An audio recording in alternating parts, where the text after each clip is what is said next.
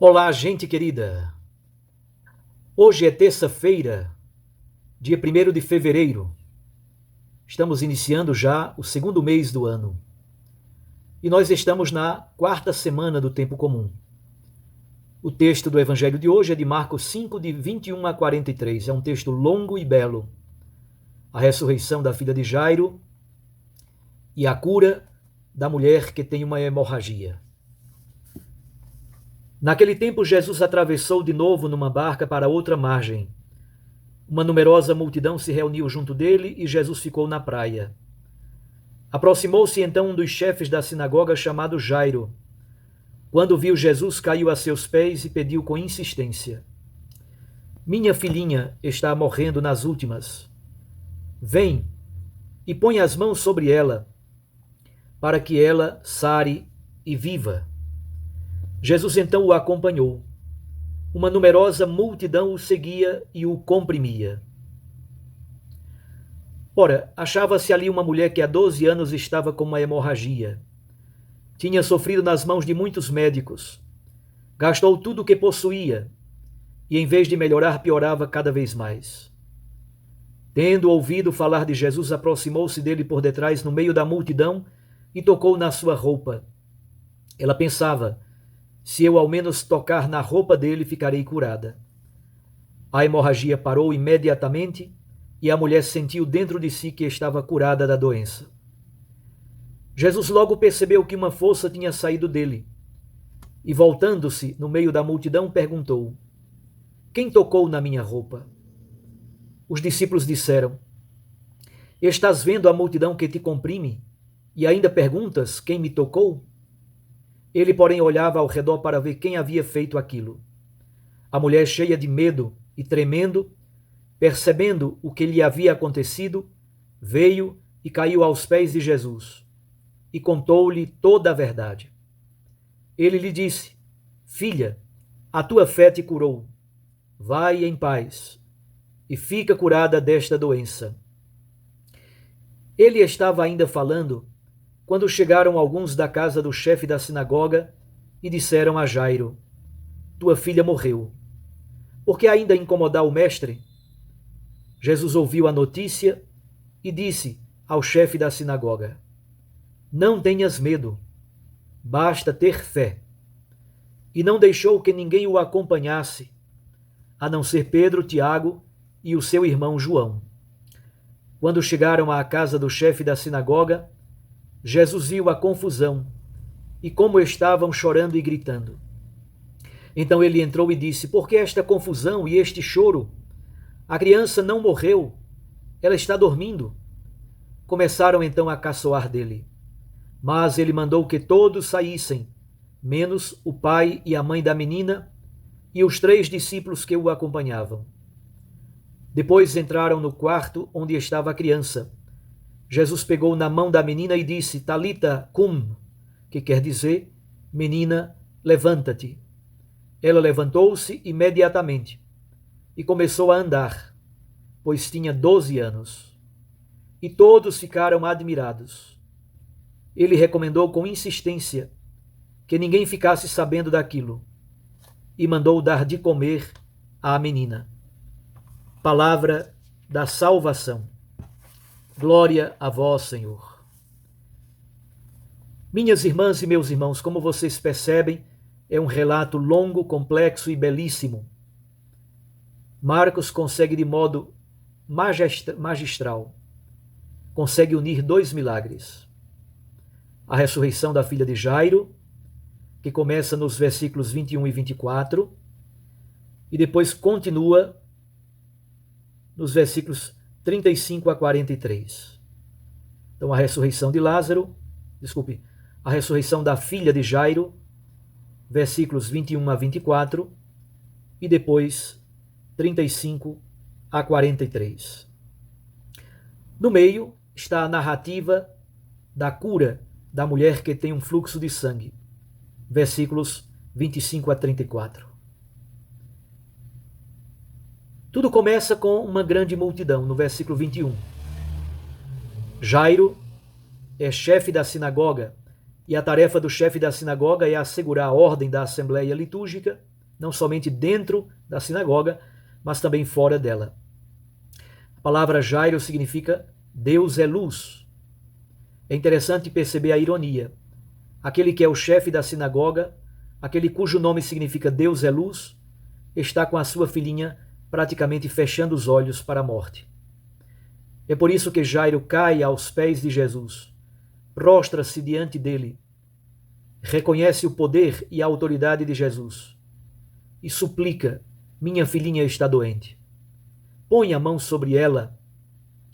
Nós sabemos que na Bíblia, a mão, especialmente a mão direita, é símbolo do poder criador e do poder restaurador de Deus.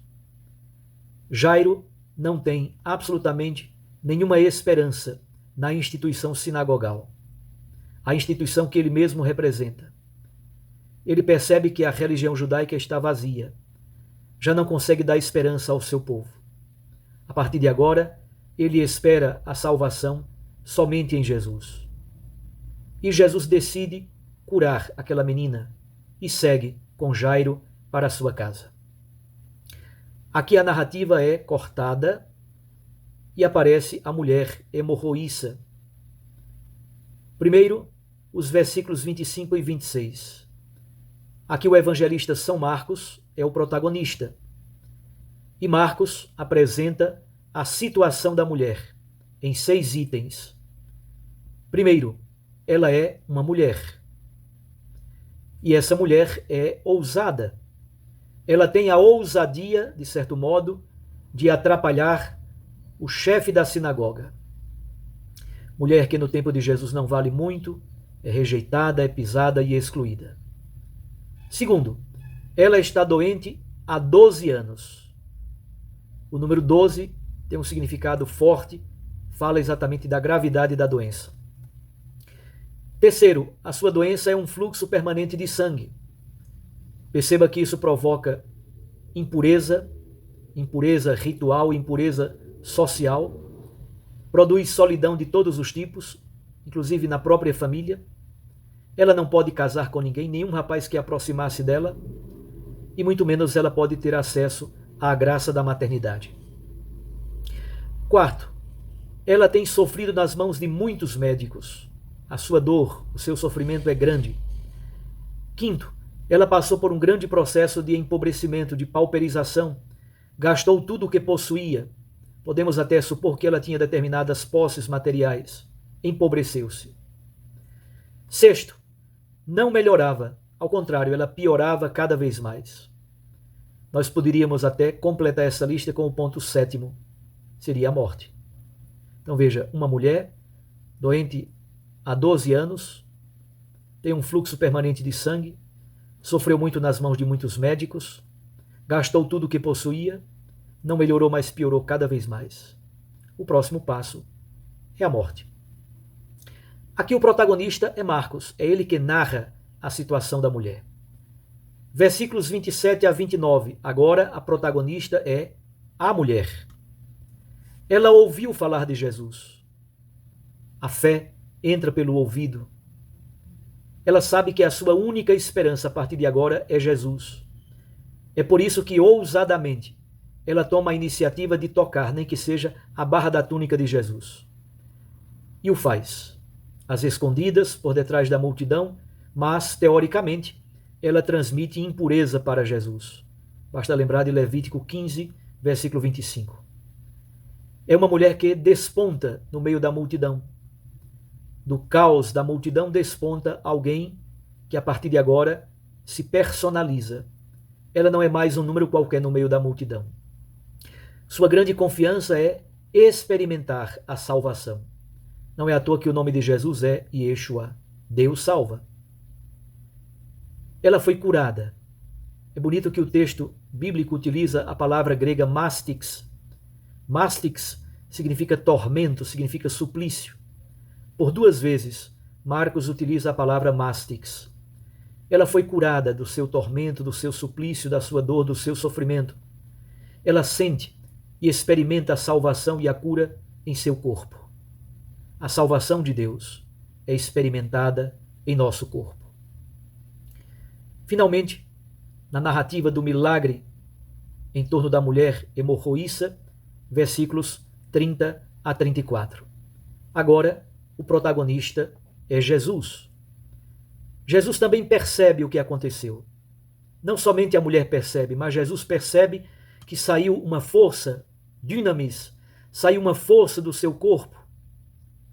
A mulher, que tinha despontado como protagonista, vagarosamente se torna novamente anônima, volta a esconder-se no meio da multidão.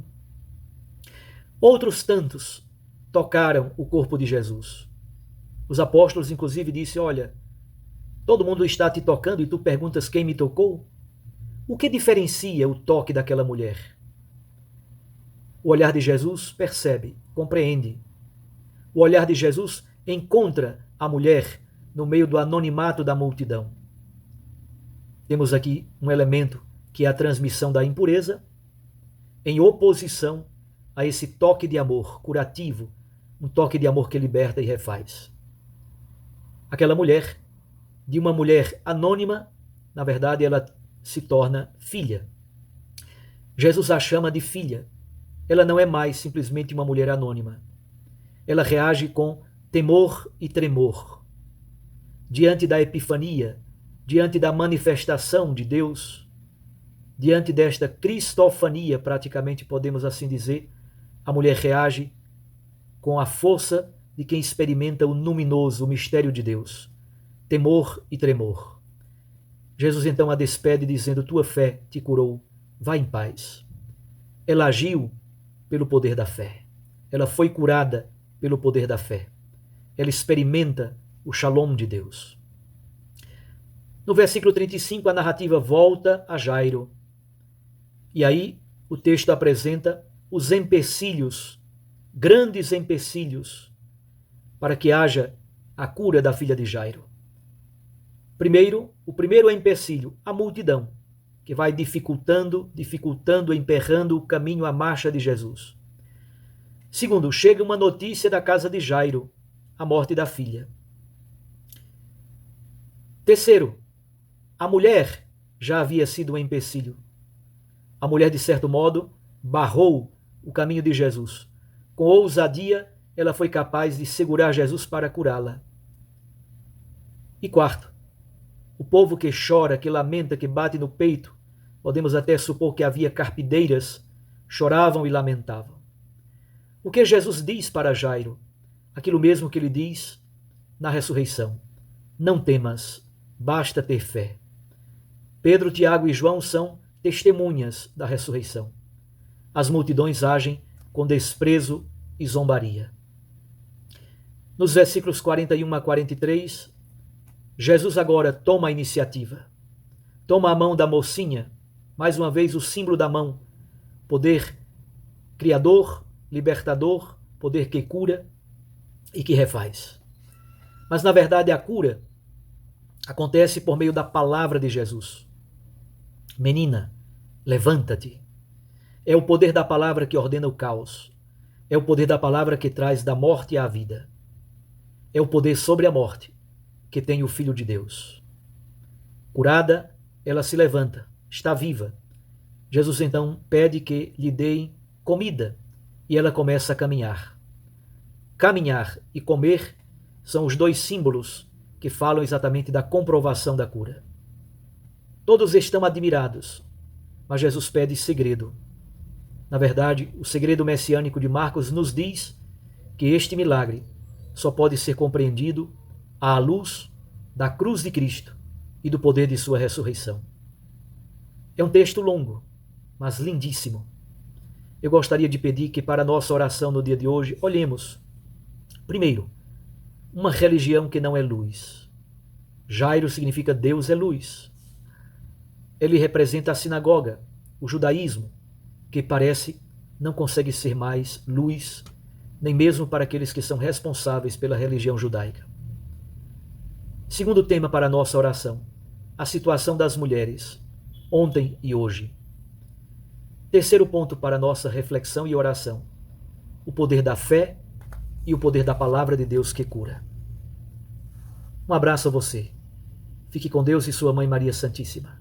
Eu os abençoo, em nome do Pai, e do Filho, e do Espírito Santo. Amém.